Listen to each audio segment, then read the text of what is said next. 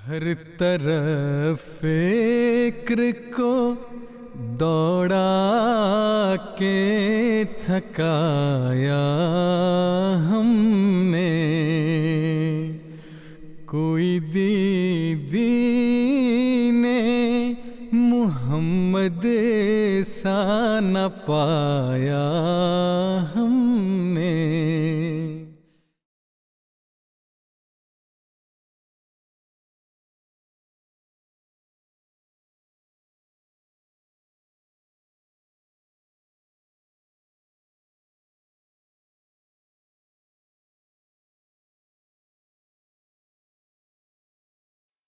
عن عمر بن الخطاب قال: قال رسول الله صلى الله عليه وسلم: الإيمان أن تؤمن بالله وملائكته وكتبه ورسله واليوم الآخر وتؤمن بالقدر خيره وشره. Omar ibn al-Khattab, qu'Allah soit satisfait de lui, rapporte que le saint prophète, que la paix et les bénédictions d'Allah soient sur lui, a déclaré: la foi exige que l'on croie en Allah, en ses anges, en ses livres, en ses prophètes et au jour du jugement dernier. Elle exige également que l'on croie au décret divin, du bien et du mal.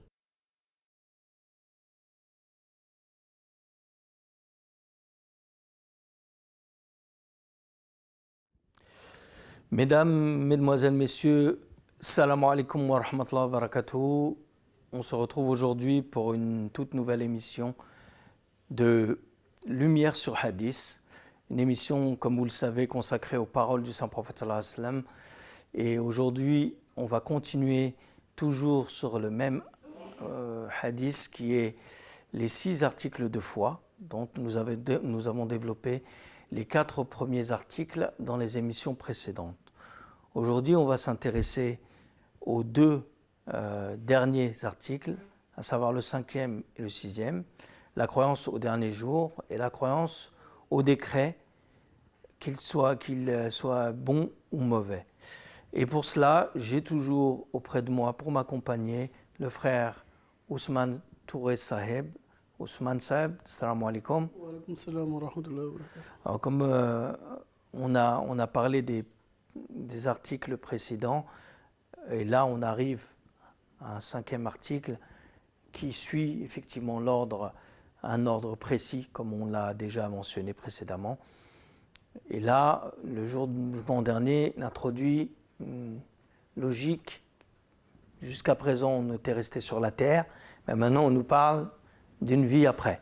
Donc quelle est la pertinence de cet article de foi et comment le croyant peut être justifié à s'attacher à cette croyance au jour dernier? Oui, comme stipulé depuis le début, on voit l'enchaînement logique de ce hadith. Forcément, après avoir parlé de Dieu, de la manière dont il gère sa création, son livre, son prophète, ensuite il vient à cette question du jugement dernier. Puisque nous devons comprendre que la vie de ce monde n'est qu'une vie éphémère. Personne ne peut le nier. Croyant ou non croyant, la vie de ce bas monde est éphémère. 60 ans de vie, 70 ans de vie, pour ceux qui vivent relativement très longtemps par rapport à notre vie d'humain, parce qu'on compare aux arbres, on compare à d'autres créations ou créatures, nous vivons relativement très très peu de temps sur Terre. 120, 130 ans pour ceux qui sont les plus connus.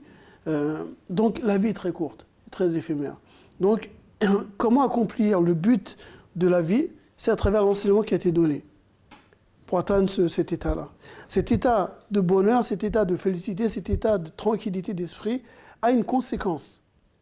Cette conséquence est ce que nous appelons la mort, la mort n'est qu'en fait une porte d'un état à un autre état. Et donc, la vie de ce monde impacte la vie de l'autre monde. Et dans cet article, justement, on vient de cette vie après la mort, qui n'est que la continuité d'une première vie qui, elle, était très courte. Donc, le croyant doit avoir cette ferme conviction que la vie ne se limite pas à ce bas monde, mais qu'il y a une vie qui continue après la mort. La mort n'est que le stade de séparation du corps et de l'esprit et le passage d'un état à un autre état, d'un monde à un autre monde. Et donc, lorsque nous avons cette croyance, cette conscience d'une vie après la mort, nous comprenons le pourquoi de faire attention à ne pas gâcher cette vie dans des choses futiles et qui risquent dont les conséquences du gâchis de cette vie dans ce bas monde risquent de nous poursuivre dans l'autre monde. Donc chaque action que nous faisons, bonne ou mauvaise, forcément dans l'autre monde aura une conséquence. Une personne qui s'endort, ayant un rhume ou ayant de la fièvre, il y a de fortes chances que dans son rêve, qui sera cauchemardesque pour lui, dû à l'état du corps, il se verra dans un cauchemar, soit dans de l'eau glacée, soit en train de se noyer à cause du rhume, ou bien en train d'être brûlé, ou entouré de flammes dues à la chaleur, qui est due à la fièvre qu'il a en allant se coucher. Donc il y a une corrélation entre le corps et l'esprit, et l'un influence l'autre. Ça demande une autre émission pour l'expliquer plus en détail, mais en bref, la vie après la mort fait partie de nos croyances, dont chaque croyant doit avoir une ferme conviction que nous rendrons des comptes à Dieu sur le message qu'il nous a envoyé et ce que nous en avons fait de ce message. Et être sûr que il y a une vie après la mort, une vie qui est une continuité de ce monde, mais dans un autre état dont seul Dieu sait de quelle manière se déroulera.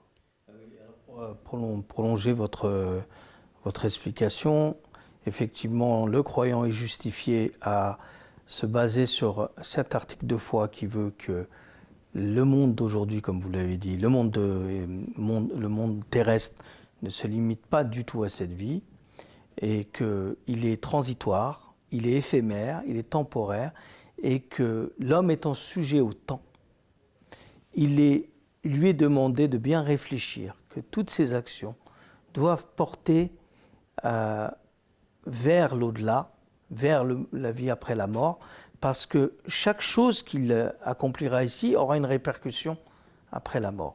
Mais si effectivement il n'a pas tout le bagage qui nous a été expliqué par les articles précédents, il ne comprendra pas la voie qu'il doit amener. Mais maintenant, en pleine conscience, il doit orienter sa vie pour ne pas perdre effectivement son temps dans des choses futiles qui seront beaucoup plus destructrices. Et là, c'est le cas des gens qui vivent malheureusement sans Dieu, où ils errent complètement perdus dans ce monde, soit pour manger, boire, se familiariser, avoir une familiarité avec leur entourage, avoir une notoriété et chercher peut-être un bonheur illusoire.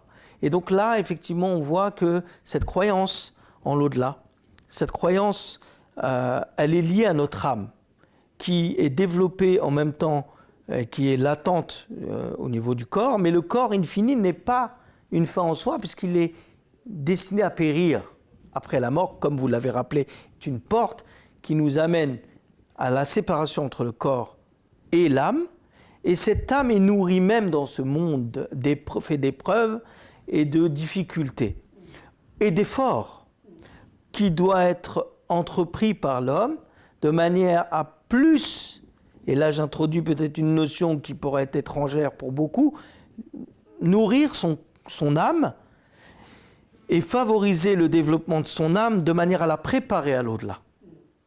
Et cette nourriture de l'âme ne peut se faire que dans la spiritualité. C'est pour ça qu'il y a beaucoup de fantasmes aussi dans certains écrits, dans la compréhension de certains écrits islamiques, lorsque le prophète sallallahu alayhi wa sallam a dit que la nourriture des gens du paradis sera « Alhamdulillah » ou « La ilaha illallah ». C'est que beaucoup de gens imaginent une conception tout à fait physique des choses. Mais en fait, on nous parle de ce qui nourrit l'âme. Et donc, dans l'évocation de Dieu et dans la relation que nous avons dans la spiritualité de Dieu, il y a cette logique qu'il faut qu'on s'attarde au jour du jugement dernier. Et pas du tout à cette vie éphémère, Bien sûr, on doit nourrir notre corps, on doit l'entretenir, on ne doit pas le maltraiter, on doit bien prendre soin. Mais in fine, le but, c'est l'âme. Le but, c'est d'atteindre ce niveau dont vous parliez tout à l'heure, supérieur, qui va nous permettre après la mort d'atteindre des niveaux de spiritualité beaucoup plus importants. Et in fine, l'âme qui est faite de quelque chose qui n'est pas palpable aura aussi un corps après. Et ce corps qui sera d'une certaine manière palpable ne sera pas un corps physique, mais sera un corps qui sera nourri de nos actions d'ici-bas. Et donc effectivement, toujours garder à l'esprit, selon les explications des prophètes de Dieu, des messages qu'Allah subhanahu wa ta'ala nous a révélés, et par l'intermédiaire des anges aussi, qui sont les intermédiaires entre l'homme et Dieu, et dans notre croyance en Dieu, toujours le gardant comme étant notre but, in fine, toujours se rappeler qu'effectivement on a une limite et que nous ne pourrons pas atteindre l'objectif que Dieu nous a alloué sur cette terre si nous gaspillons notre vie pour ce monde terrestre et que nous n'imaginions pas et nous ne comprenions pas qu'au-delà de ce monde terrestre, il y a un monde beaucoup plus subtil et beaucoup plus important pour nous. Et vrai que quand on analyse dans les livres révélés, que ce soit la Bible, la Torah, que ce soit le Saint-Coran, que ce soit dans d'autres livres, la vie après la mort y est mentionnée, mais pas avec beaucoup de détails. Mais par contre, le Saint-Coran a cette particularité que Dieu détaille. Non seulement il détaille l'âme et ses particularités, et le Saint-Coran détaille la vie après la mort. Tout à l'heure, j'ai dit, dont seul Dieu sait comment se déroulera. Il est logique de comprendre une chose, c'est que ce que vous n'avez pas vu vous-même, là où vous n'êtes pas parti, vous ne pouvez pas la décrire parfaitement avec des mots. Vous ne pourrez la décrire qu'avec des mots que vous connaissez de ce bas monde. Donc, les termes que Dieu emploie concernant l'autre monde, il utilise des termes, des choses que nous connaissons dans ce bas monde. Mais dans le hadith, dans les paroles de Rasulullah sallallahu alayhi wa sallam, d'ailleurs, le sujet de l'émission, nous trouvons plusieurs explications où Rasulullah sallallahu alayhi wa sallam nous dit que par rapport au paradis, nul homme n'a vu, ne peut même imaginer, entendu, même imaginer ce qu'il y a dans l'autre monde. D'accord ? Mais il le décrit. Il le décrit avec des mots, des termes que nous connaissons dans ce bas monde. Les fruits qu'il dit, il y aura des rivières de lait, de vin ou autre. Si nous essayons de les comprendre à la lumière de rivières de lait, du lait venant d'une vache, d'une chèvre ou d'un chameau ou autre, nous n'avons pas compris. Si nous comprenons qu'il y aurait du vin à la lumière du vin terrestre ici, que c'est un liquide que l'on boit, nous ne comprendrons pas. De même que lorsque nous faisons un rêve, nous savons tous que le rêve a une interprétation. Nous trouvons des symboles dans les rêves que si une personne s'arrête sur ce qu'il a vu dans le rêve, il ne pourra jamais comprendre son explication après s'être réveillé. Dans la vie après la mort contient des symboles dont chaque homme doit méditer dessus, et c'est sa relation avec Dieu, l'état de purification de son âme qui pourra lui faire comprendre ce que cela signifie. Et les plus à même de pouvoir nous expliquer de quoi il s'agit, ce sont les hommes de Dieu, ce sont les waliullah, les amis de Dieu, ce sont les saints en islam, les réformateurs, ce sont des personnes qui ont cette relation avec Dieu, qui ont purifié leur âme et qui ont eu ce délice de la conversation avec Dieu ou de vision qu'ils ont de la part de Dieu, qui puissent expliquer avec des mots ces concepts-là. C'est très intéressant ce que vous dites, parce qu'effectivement, on a cette aussi double mise en garde, à la fois pour les symboles qui représentent le paradis, mais aussi pour l'enfer, c'est-à-dire tout ce qui est tourment, mais pour nous expliquer qu'effectivement, à la lumière de ce que disait le quatrième calife, il disait, de la communauté musulmane ahmadiyya, où il expliquait qu'effectivement, lorsque vous allez donner à un chien un gâteau, il va passer devant sans même s'y intéresser, parce que pour lui, c'est pas quelque chose qui l'attire, c'est pas quelque chose qui stimule ses envies. Par contre, si vous allez lui donner de la viande crue, chose qui nous répugne nous, et ben effectivement, il va s'en régaler. Pareil pour les vautours qui, eux, se nourrissent de chair putrifiée, et c'est quelque chose qui nous répugne. Et c'est la même chose qui est ici expliquée dans les symboles coraniques, où on nous montre que tout ce pourquoi nous n'avons pas été accoutumés sur cette terre, eh ben, ce sera une source de tourment pour nous, parce qu'on n'a pas accoutumé notre âme à l'évocation de Dieu, à la nourriture spirituelle, à la relation au souvenir de Dieu, aux bonnes actions et à ses effets. Donc tout cela fait que, effectivement, ce sont des symboles qui nous montrent que la vie de ce monde est un test, est un monde d'efforts qu'il faut bien identifier comme étant un passage qui nous ramène à la réalité de ce que Dieu nous décrit dans les livres et par l'intermédiaire de ses messagers comme étant la vraie vie qui vaut d'être vécue. Et là, bon, on n'a pas le temps malheureusement de s'attarder sur ce sujet, mais il est très vaste aussi. On va peut-être parler du dernier article de foi qui est la croyance en le qadr, c'est-à-dire le destin, le décret plutôt, en ce qui est son bien et son mal. Il y a beaucoup de fantasmes aussi là-dessus, de la part de non seulement des musulmans, mais aussi des autres. Quand on parle de qadr, on parle souvent de destinée, choses fatales, irréversibles, qu'on ne peut pas changer. Mais qu'en est-il réellement de ce que la définition de cet article nous donne ici? L'article dit à savoir croire au décret, qu'il soit bon ou mauvais. Dans l'explication de l'article précédent concernant le Yawm al-Qiyamah, en fait, on a décrit en détail ce qu'était le décret dans cet article-là. Mais Inch'Allah, nous allons y revenir. Le décret, il fait partie de notre croyance. À savoir, le croyant doit savoir que chaque action qu'il fait a une conséquence. Chaque acte qu'il fait a une conséquence. Je vais reprendre ce que je disais tout à l'heure, la logique de pourquoi chaque article l'un derrière l'autre. On en vient au dernier qui nous explique les conséquences. Dieu est là. Dieu a un intermédiaire. Il choisit des êtres qui contrôlent sa création, qui exécutent ses ordres, sont les anges. Les anges transmettent un message, c'est le livre au prophète. Le prophète donne un exemple aux hommes de comment atteindre Dieu. Ensuite, on vient à la vie après la mort et on est au destin. Le destin, le décret divin, c'est que chaque homme soit sûr et persuadé que chacune des actions que nous faisons a une conséquence. Qu'elle soit dans le domaine religieux, dans le domaine scientifique, dans le domaine, quel que soit le domaine. Et forcément, une action aura une conséquence mauvaise ou bonne.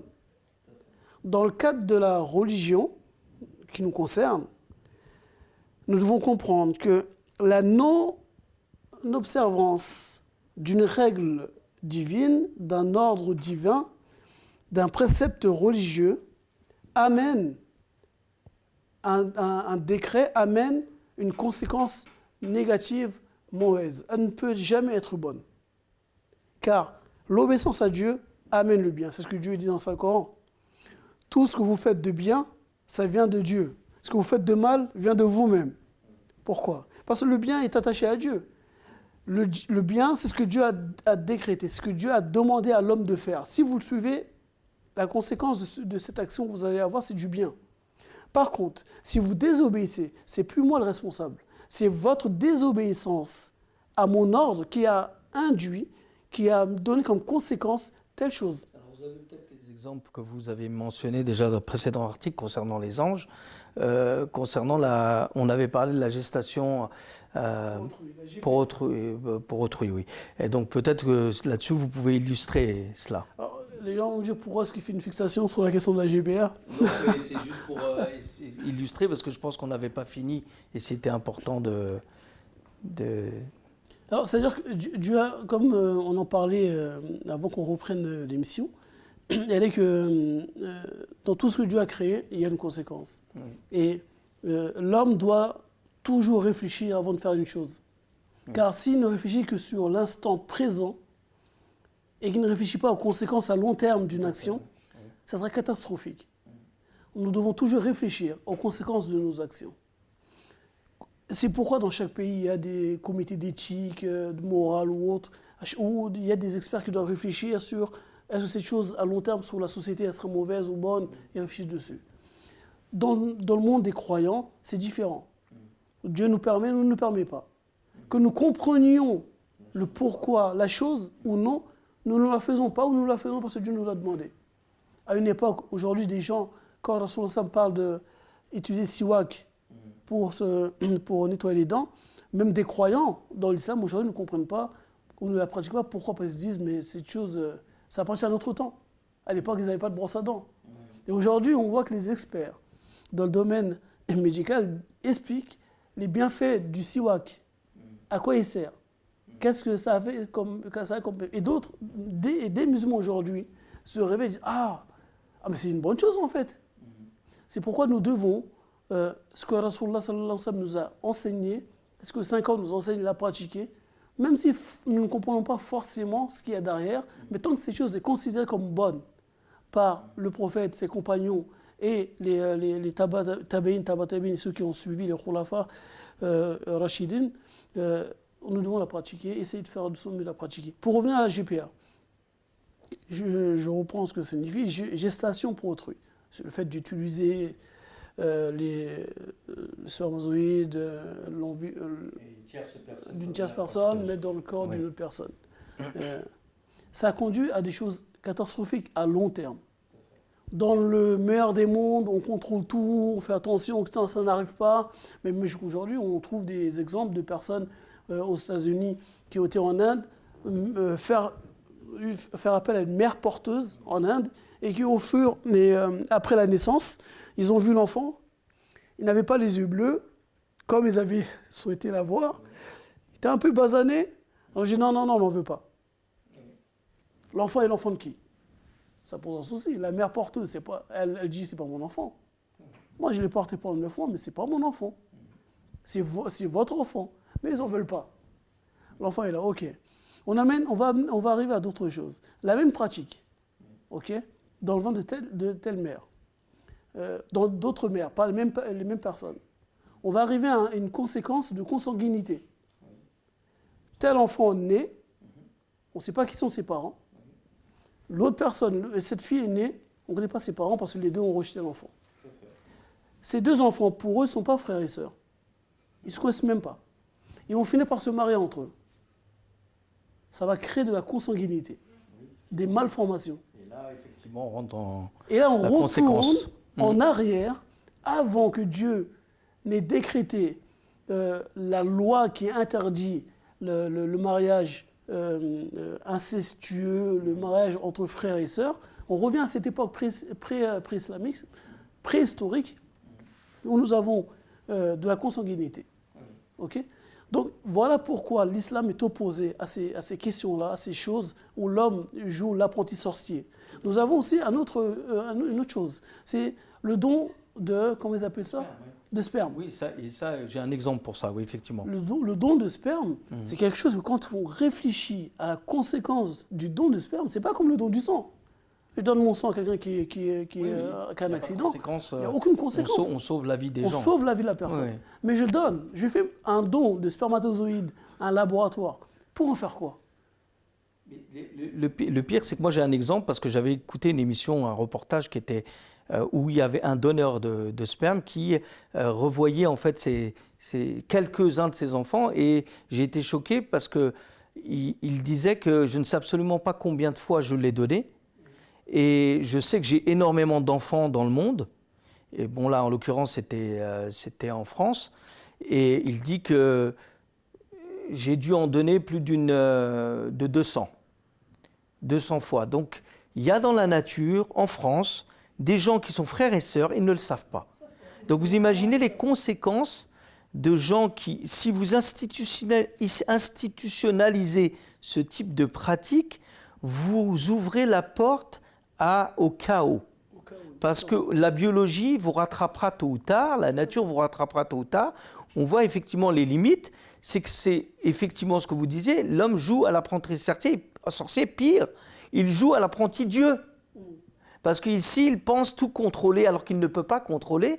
Et effectivement, on en arrive à ces désastres où vous allez créer des générations de gens au mieux, si on peut parler de mieux, d'orphelins, de gens qui sont rejetés, comme le cas de la gestation pour autrui, ou dans le pire, c'est-à-dire vous avez de la consanguinité et puis vous avez un chaos au niveau biologique que vous créez.